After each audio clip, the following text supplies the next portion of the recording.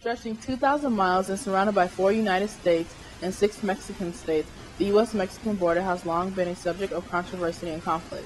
Facing issues such as immigration, whether considered legal or illegal, free trade, and labor rights, the idea of the border itself has changed drastically over the years. America to some paints a portrait of hope, a landscape to a new life, through immigration and naturalization. And yet to others it is an area in need of excessive security, with closed walls and a dividing line. It is a native land to generations of indigenous North American tribes and home to the Mexican-born Spanish descendants who, with the help of the Indians and the rest of the populace, won their independence from Spain in 1821. But how did this all begin? How did the border develop into what it is today, and why? How did it evolve from a community of Native American groups, including the Aztecs, into such a symbol of debate, drawing the line between the United States and Mexico?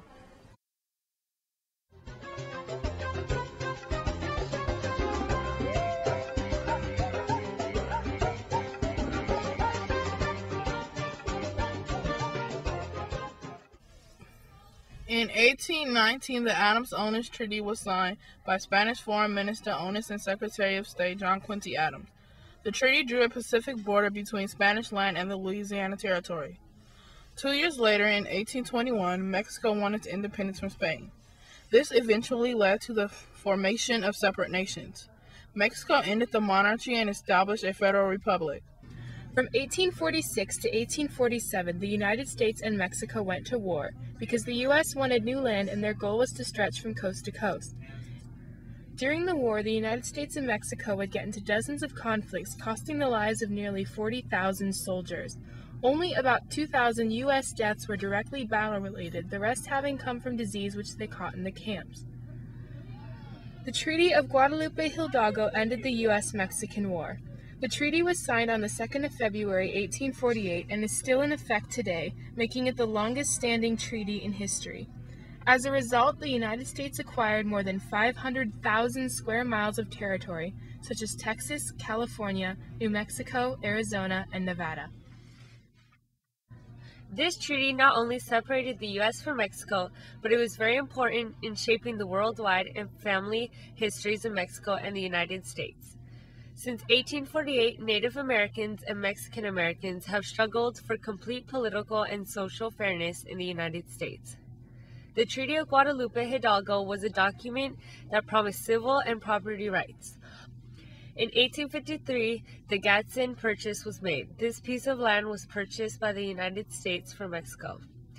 The 30,000 square mile area around the Mexican border was purchased for $10 million, extending the border to what is now southwestern New Mexico and southern Arizona.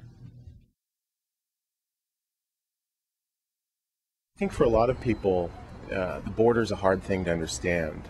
Most Americans don't live very close to the border, and all they see on the border are the negatives.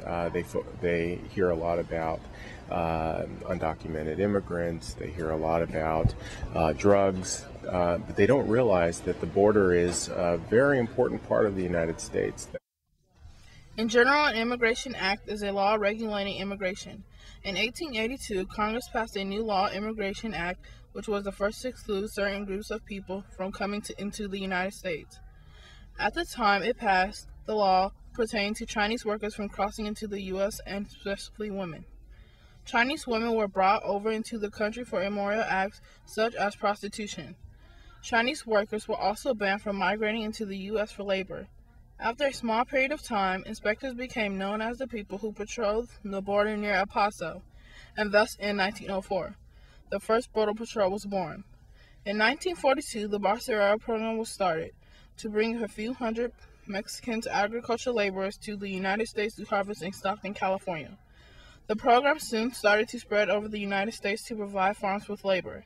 During the presidency of Dwight D. Eisenhower, it was estimated that as many as 3 million illegal migrants were working jobs across the United States. Believing that it was a problem that needed immediate attention, Eisenhower appointed retired General Joseph Swing as the new commander of the U.S. Immigration and Naturalization Service, or the INS. The aim was clear: to reduce the amount of illegal migrant workers in the U.S. by sending out Border Patrol agents to recapture the so-called illegal aliens. By June 17th of 1954, Operation Wetback had begun. It started in California and Arizona. By the end of that July, the program had since expanded to include Idaho, Utah, Nevada, and Texas.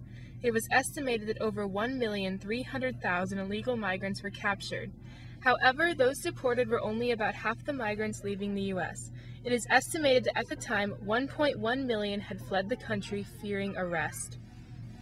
Operation Wetback was later abandoned for various reasons. Many U.S. citizens of Mexican-American descent were furious at the constant harassment and persecution of the over-eager agents who believed them to be illegal aliens until they proved their citizenship. Also, the American-born children from the migrant workers were being shipped off with their parents, regardless of the fact that, by law, they were legal United States citizens. Borders are essentially the place where one nation state comes to an end and another begins. They are historically intended to separate people, but functionally, more often than not, they're places where people come together and where the influences, the cultural, political, the economic influences overlap across the border. And it's that aspect of borders that many people refer to when they talk about borderlands, when they talk about the areas surrounding a political border. And that's what we have here in the San Diego-Tijuana region. Borders themselves are muddy lines drawn between countries. As Dr. Shirk said, they are intended to separate people. However, they themselves as the very seams that hold our nations together. The U.S.-Mexican border is a cultural hub of activity, a place of economic and social diversity. America was meant to be a nation of immigrants, a new life for people seeking refuge. As life goes on and technology builds, the border security grows tighter and harsher, especially with the introduction of a series of reforms by the Department of Homeland Security this past August. There are plans to add about 370 miles of fencing, over 100 new camera and radar towers, and 300 miles of vehicle barriers and more. Perhaps there are good reasons for these measures, perhaps there are not. But the higher the wall grows, the higher the ladder the immigrants will use to cross, reverting to more precarious ways of crossing. The tighter the security, the more dangerous methods of transporting smuggled goods and drugs. The more glorified and unattainable the American dream, the larger population of illegal residents seeking it by whatever means necessary.